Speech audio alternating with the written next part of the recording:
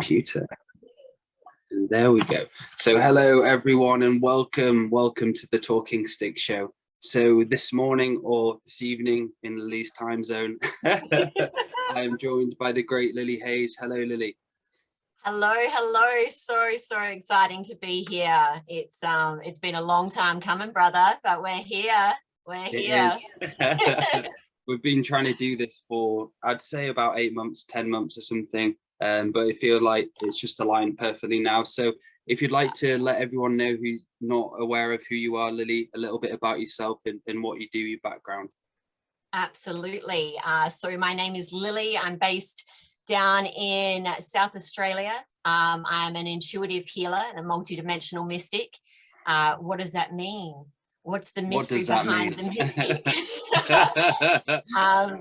Basically, I'm really passionate about exploring the world of energetics and exploring the unseen, the unknown.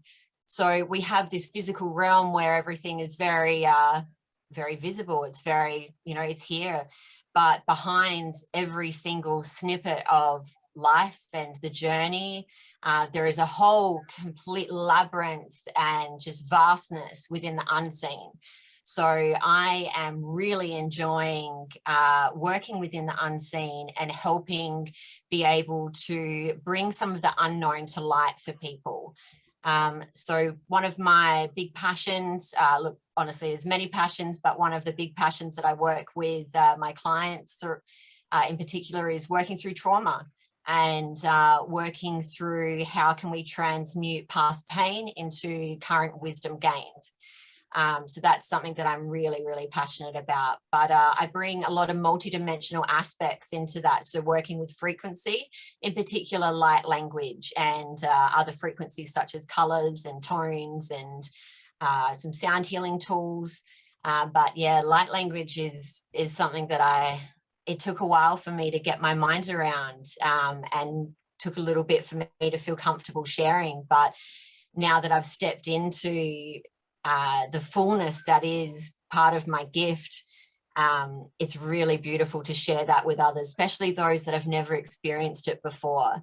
It's a really magical thing to have people be like, whoa, what is that? Are you talking Spanish? Is that Native American?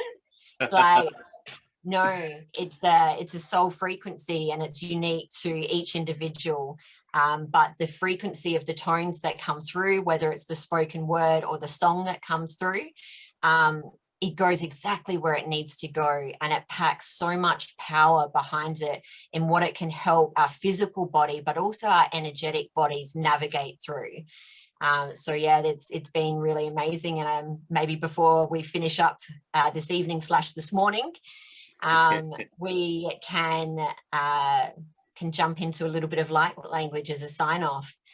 Beautiful. I'd love that. Yeah. And so Lily, so all of this unknown mystical experiences which you're perceiving and going through, so how did this all start then? So I've not really spoke to you about your backstory. How did you get onto the platform today? What was some of it's always interesting to hear perspective and stories. Yeah, absolutely. So look, really right from the get-go, I came straight out the womb being an extremely sensitive soul. These sensitivities didn't really make a lot of sense in early childhood, adolescence, and even early 20s.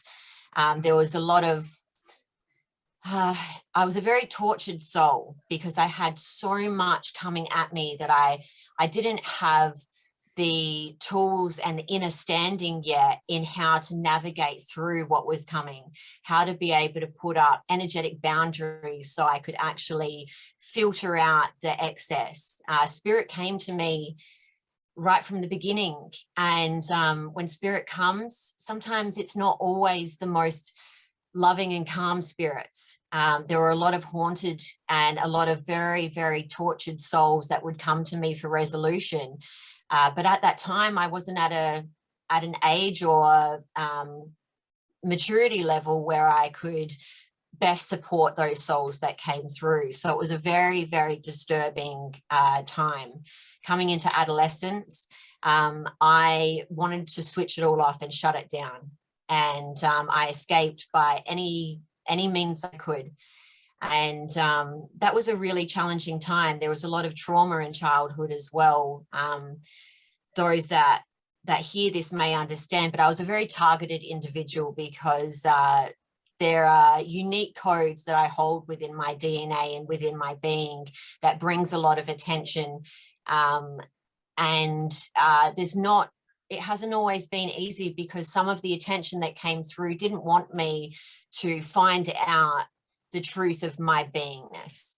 And so there was a lot of stuff trying to hold me back and take me down really not great paths.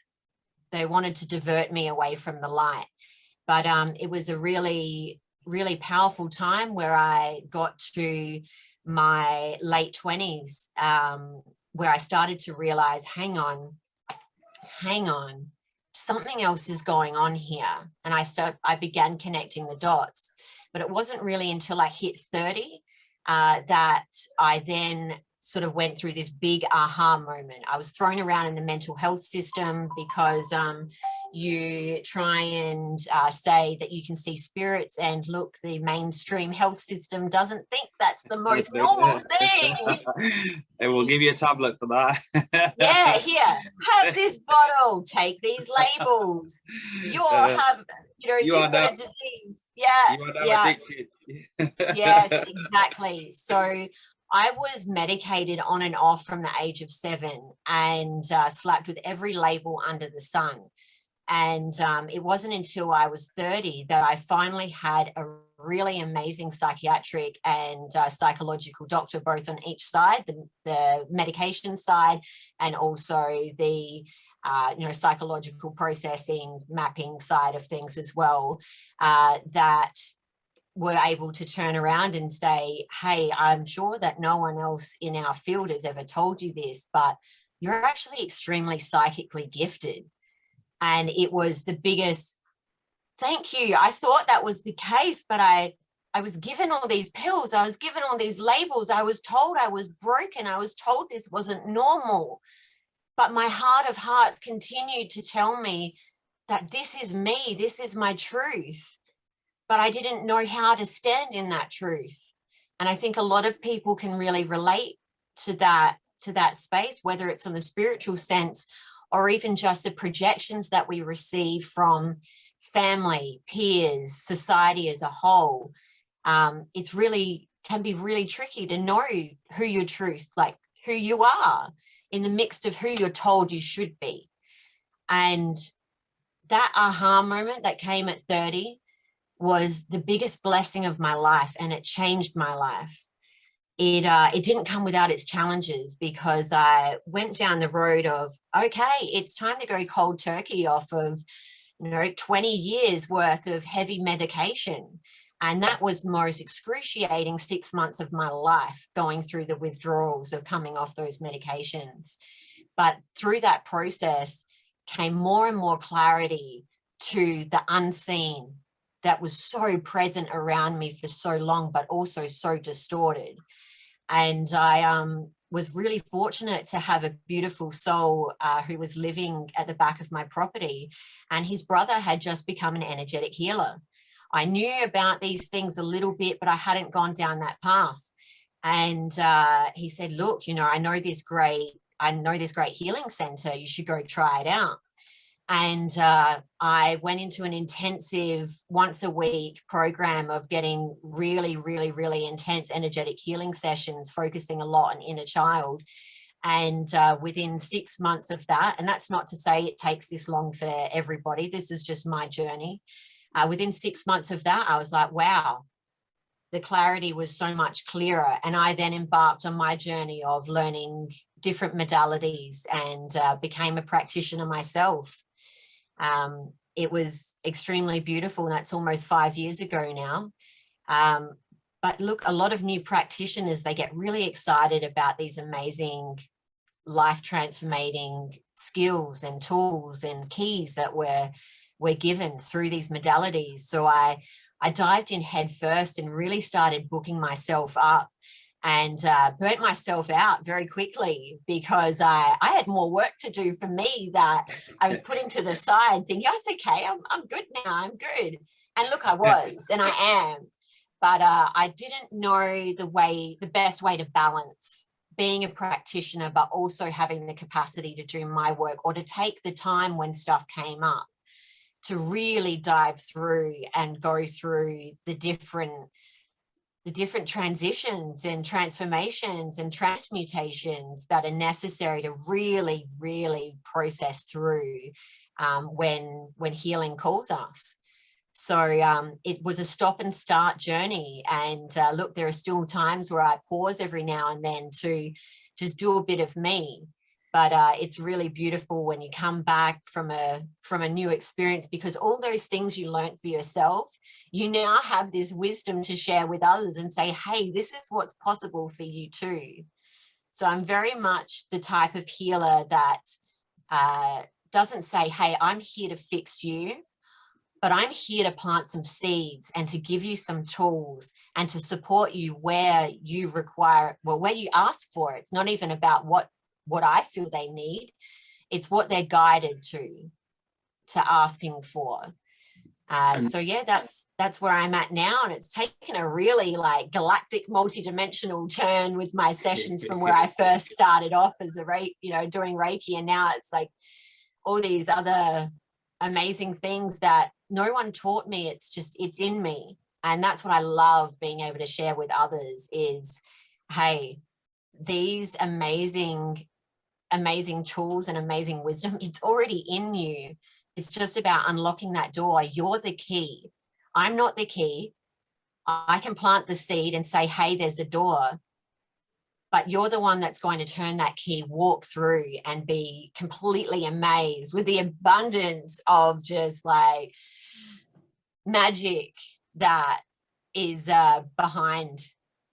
And for you, Lily, going through that process of coming off what you were taking before for those number of years, I just want to say it's great, and it makes me smile thinking about how strong and the strength you have to come through that, because I know and have a lot of clients who have come to see me for years and they've not had the strength to get through that position of getting out the system and living their sovereignty. And it's one of those tribulations and trials I've gone through that I can't heal anybody in a way, that they have to do the work themselves. And you're so right there, because it's kind of like the coyote and always coming back, the trickster of yourself is, as soon as you try and push and help someone a bit too much, it gets thrown back in your face. And what a great story you have to be able to go through that process of getting rid of all of that out of your system, going through that awakening state. So what was it like at your darkest times, and what were some of the mechanics of what got you through those dark times to come out of those? Because I know people will be listening who are going through similar experiences with taking medication, so on and so forth. Yeah, absolutely. And I'm really glad that we're touching on this, because you're right. There are huge amounts of very beautiful and phenomenally gifted souls who are going through this transition and this journey also. And at the beginning, it's extremely overwhelming, because in my darkest, it saw me feeling like there was no hope, and that this world would be better off without me. And it was after going through an extremely dark patch where I was convinced that the world would be better off without me, ending myself up in hospital because my organs shut down through starvation, that I had a near-death experience. And on the other side of that near-death experience, when I found myself back here in this physical realm, that I finally realized this world is not better off without me. And for anybody else who is feeling these same emotions, whether it's now, whether it was yesterday, or whether it may come at a later date, I am here to tell you, we are here to tell you that the world is not better off without you. You are significant beyond what you could even begin to imagine. And it is even at our lowest of lows, we are still so powerfully significant.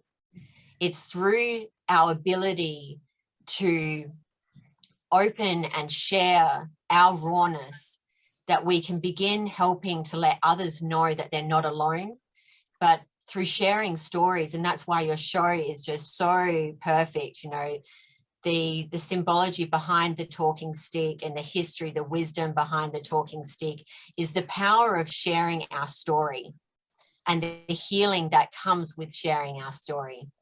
Sometimes our stories aren't always easy to share, and it's okay if you're not at a stage where you're wanting to share that.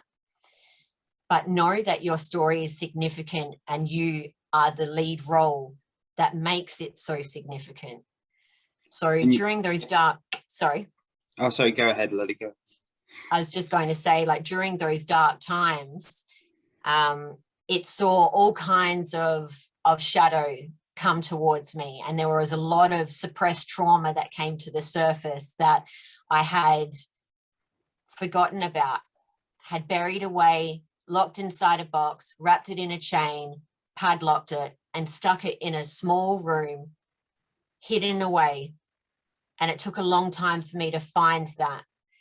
So energetic healing was my first step of going to do different forms of healing sessions. So whether that was through Reiki, whether that was through shamanic journeys, whether that was through, you know, shamanic psychic surgery, breath work, yoga, past life regression, hypnosis.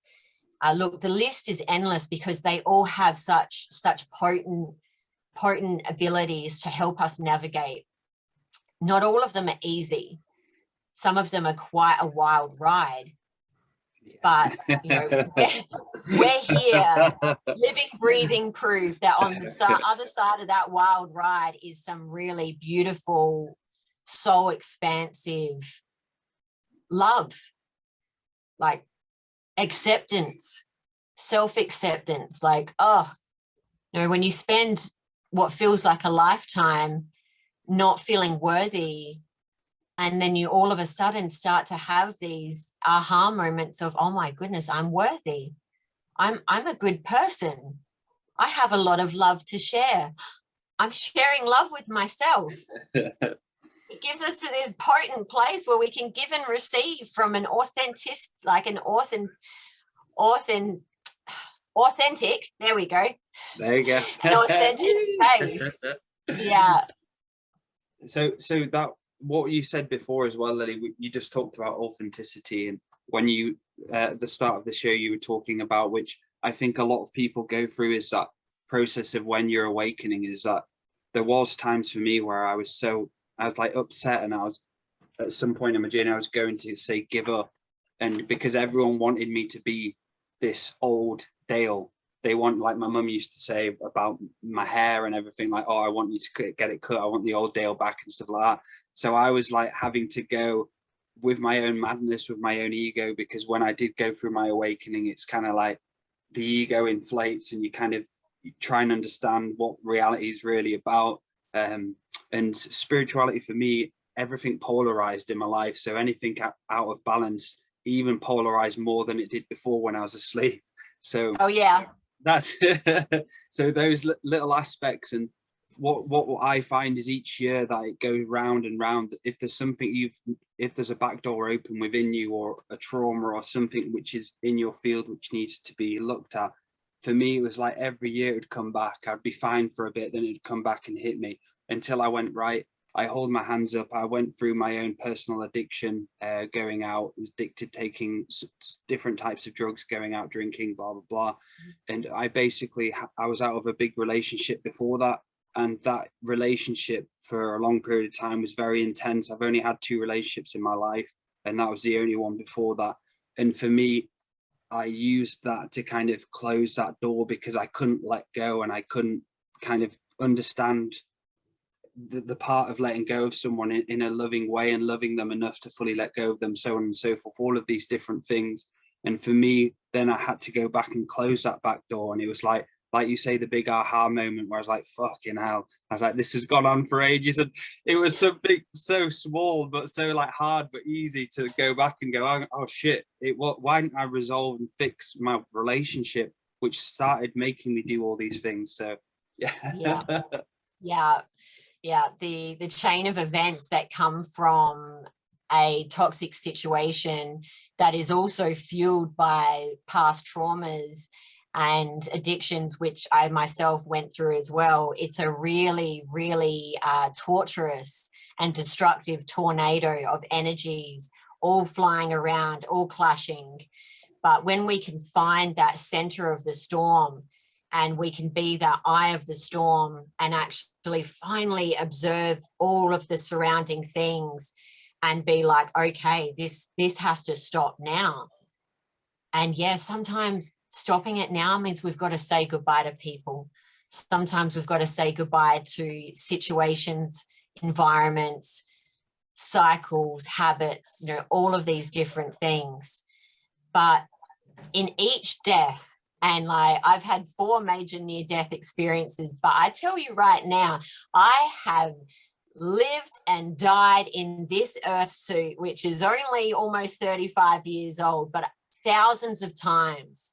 And I think that's the hardest part with going through the awakening, is that's one of the most monumental deaths, is letting go of that past version and all those beliefs and having your mind completely blown open to all these new levels of awareness and rabbit holes and like all kinds of wild, crazy things that are like, whoa.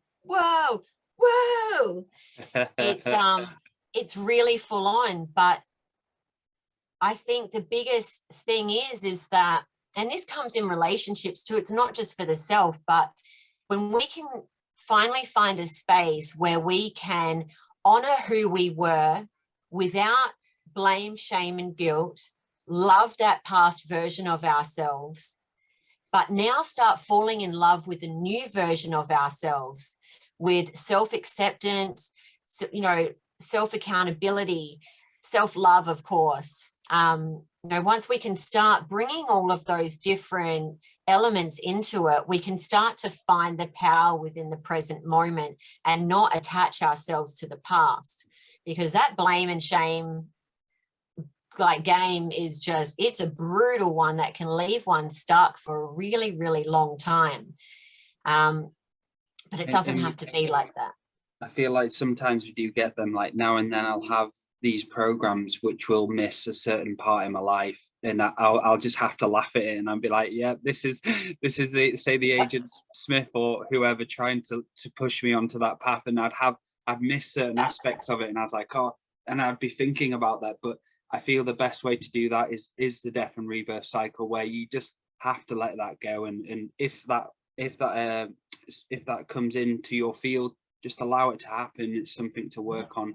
And I had that the other day, actually. I was thinking, then I kind of like thought about something, and I was like, what am I doing? Like, I'm going back into the past and like thinking of all these memories, and like I just kept continuing remembering this. And yeah, Lily, it's the letting go process is vitally important. And I was going to say, it might be great to talk about, so when you go through an awakening, or when someone goes through awakening, why is effort so important? Because it's all great and dandy as doing this awakening, everything's great, love, blah blah blah, but for people, it's how do they get that endurance? How do they stay on the path, grounded? How do they actually enjoy the path and not go back to sleep awake and blah blah blah? Because I've experienced those in my, about 10 years ago, I used to have a transition where I did my work, then I'd stop for 3 months and I'd go into it, then I'd come back, blah blah.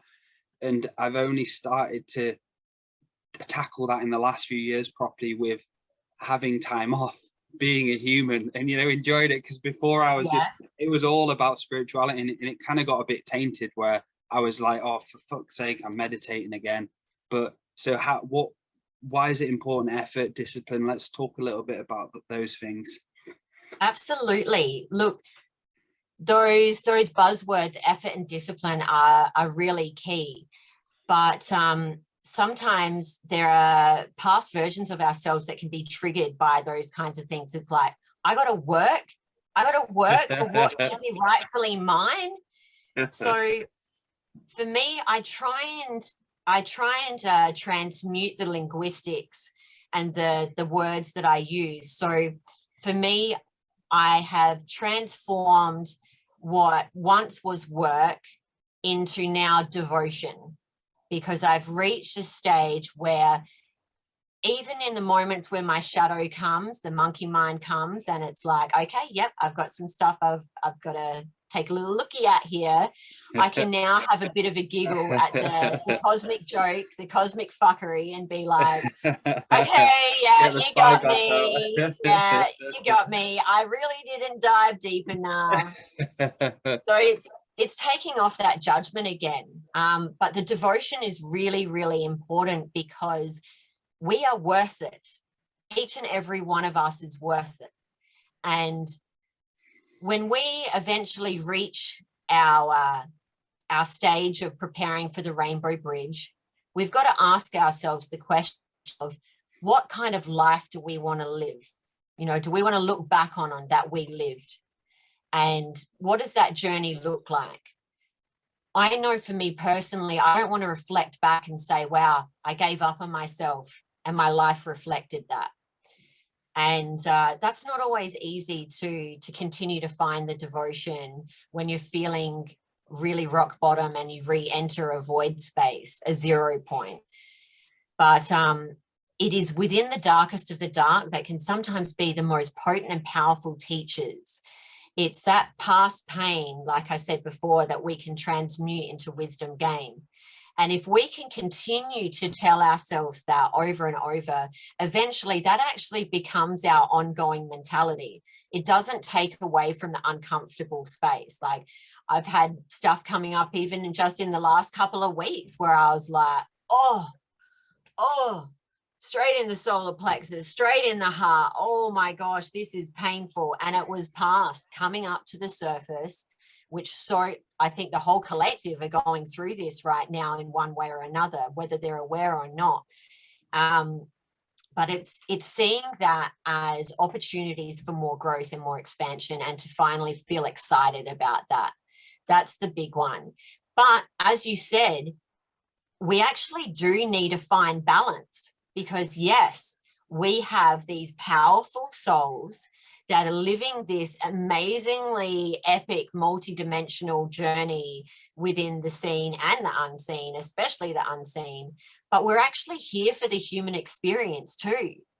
So it's about finding that balance so that you're not so up here that you can't appreciate down here, because you're never going to feel that home within the heart until you can actually embody this beautiful and amazing human vessel.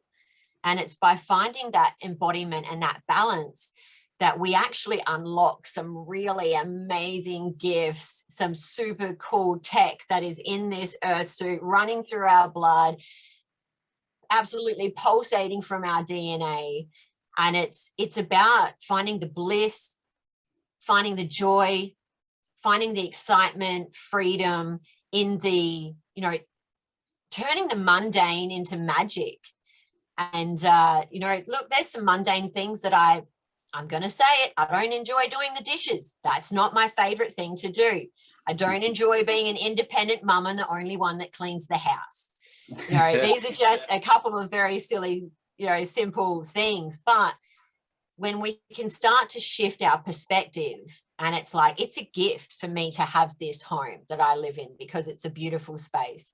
It's a gift to have children that I'm so utterly in love with and are so utterly in love with me. It's a gift to provide for them because they provide love to me. It's a beautiful gift of giving and receiving. And, pop some music on and have a bit of fun, get the energy moving through your body. It doesn't have to be through dance, but, shake a little, just shake it out. Got my arms clapping around there, but that's all right.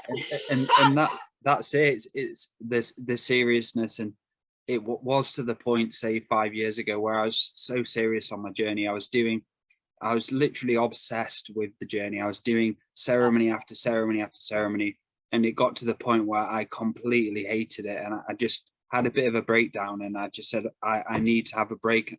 I need to figure this out. But from my, I wouldn't say the breakdown, the darker parts of my life have give me hindsight and understanding of what the journey is about, because of me going through that and you going through your experiences means you can help others because they can resonate with what you've gone through. And for me, going through all of that dark stuff in the past, still dealing with darkness to this day, trauma programs, so on and so forth, many different things, it was all part of my plan. And like had a reading ages ago, like a few teachers, Andrew Bartis, one of them, we've spoke to many times on sessions, and there were so many things I could learn, but at the end of the day, it was all about me having that experience myself without those limitations. And say many teachers who have come into my life taught me, but for me, it's about the experience, it actually experiencing it, doing it.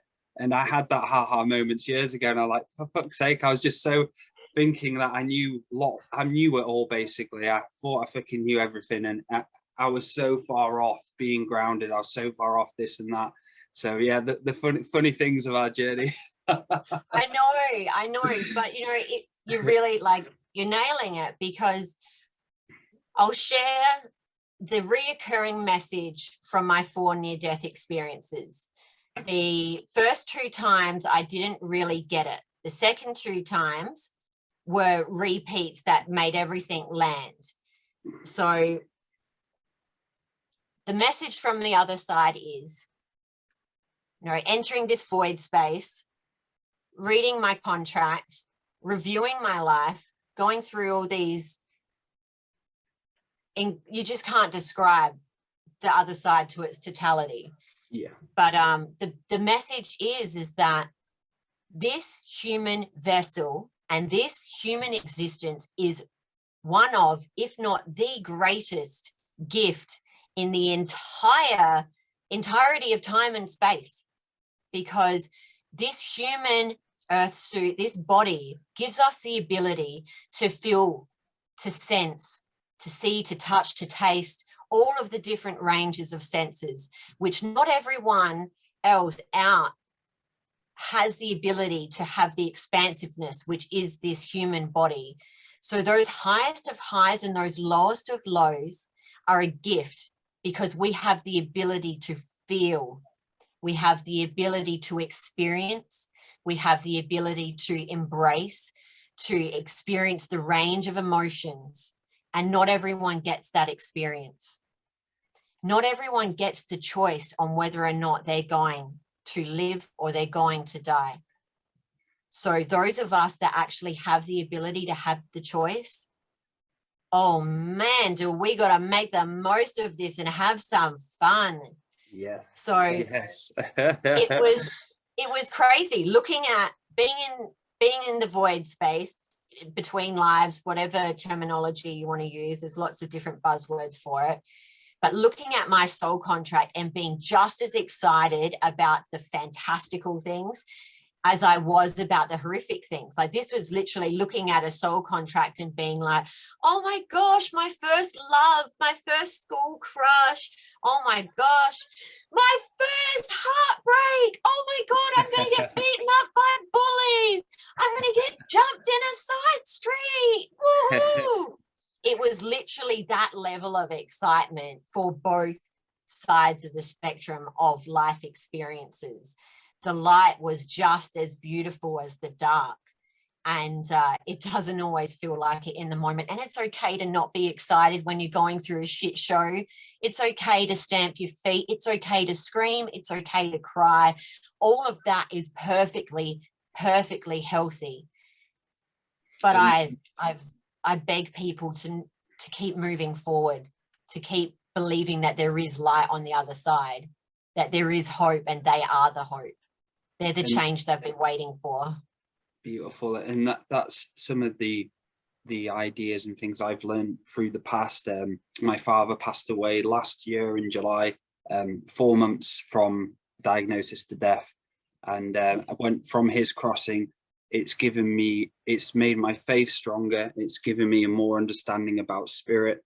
we had a reading and went into what happened when he crossed over to the other side and what his contracts were. And it's funny you say that, because even people who are asleep and are not going through the journey, there's that acceptance, because that's what they're meant to be going through. And when he crossed over, he was an ancestral teacher about mourning, and someone who didn't speak and made sure he didn't speak all throughout his lifetime, because that was his contract, to do that and teach the soul family. So his death and understanding that my dad obviously wasn't in spirituality, didn't talk at all, didn't talk about spirituality. That was the acceptance of what he was going through. And the darker, the light, the in-between, it's just, at the end of the day, the black and white it's just all an experience. And that's all it is. And to not get too crossed over in, oh, my life's, it needs to be brilliant all the time. It's not going to be brilliant all the time. It's about that middle ground and understanding. You will go through the contrast of light and dark. And like you say, Lily, we're here to experience that. We're souls here to have an experience in this suit, to experience love, experience lower frequencies, so on and so forth. Absolutely. Absolutely. Yeah, it's a wild ride. The twists and turns take us in all forms of directions, ups and downs and highs and lows, and it's powerful though. Yeah, very powerful. And so we've got around about 5 minutes. So what I'd like to do, Lily, if it's okay with you, at some point next week, I'd love to have you on again for another half an hour, because I just feel we're just nipping the surface, and I've got an appointment soon. So that's absolutely fine. And absolutely, I would love that. I think that would be fantastic. And look, you know, there's going to come many more times, I'm sure, especially once I get my channel up and running as well, which is yeah, there's some fun going on behind the scenes. People have been like, Lily, where have you been? What have you been doing? You've been quiet. It's like, I've been busy. I've been busy. So yeah, light language. If you'd like to, I'd love to hear some light language. That would be beautiful. Absolutely, absolutely. I'm just gonna.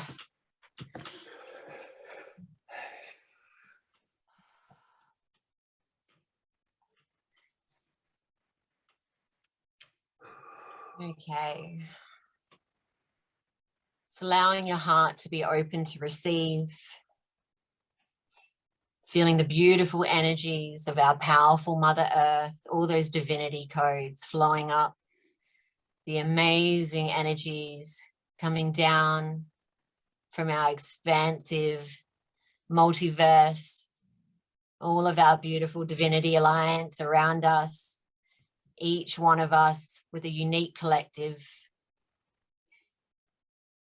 Escalara tu, ishini kialara, asulini apini kala rotu, ea nakala, abia shushisi, shusi aniala reki atiatonia, ea kala, ea la lakia sulorotoniawa, ea nala rihiye,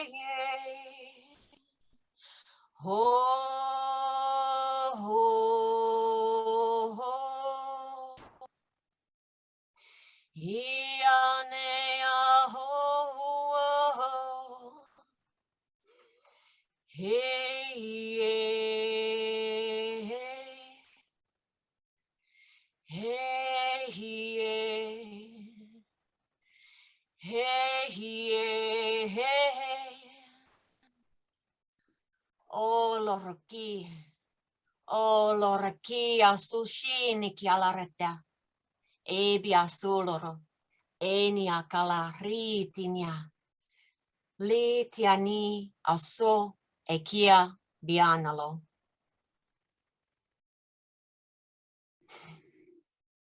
An abundance of blessings and love to everybody.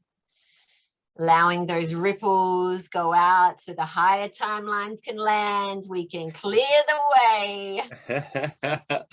That was outstanding, and I felt like a really nice lift then come off me. That was beautiful. To feel like 7 sister codes and kind of that energy coming through then. Yeah, you know it.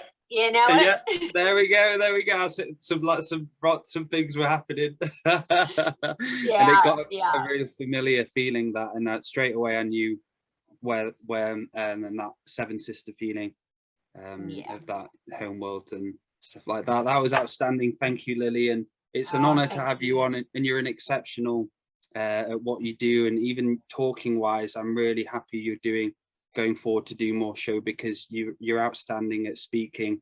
You've got a great way of explaining as well, and it's an honor and pleasure to have you on the show. And it's great when you speak a lot. It's nice to have that level of your experience, your awareness, to be able to go into the deeper and go take our time and go into topics and explore them instead of going in and out really fast. So I really had fun this show, and it'd be an honor to have you on again next week at some point for a bit of time, if it's okay with you. Of course it is, of course, absolutely. I really look forward to it too, and it's been an absolute honor to co-create within your space and have it ripple out to whoever it reaches. But you know, even within the unseen, it's rippling far beyond even who views. So thank you. Thank you. And how can people get a hold of you for sessions if they want some sessions? Yeah, absolutely. So they can add me on Facebook, which is Lily Hayes. They can find me through my Facebook page, which is Self Mastery Super Show, and that's a little bit of a hint drop of the YouTube channel that's around the corner. And also on Instagram too, which is Self Mastery dot Super Show. Wait, hang on, I'd have to double check that. Scrap that. But it's my other Instagram, which is my personal, but also a lot of work stuff comes through too, is spirit.mama.adl. Lovely. And I'll pop all the links below on the YouTube link as well. So thank you everyone for watching and listening to the Talking Stick Show. And thank you, Lily. Bless you. Thank you. Oh, bless you, Dale. Thanks so much. Speak soon. Bye, guys. Bye.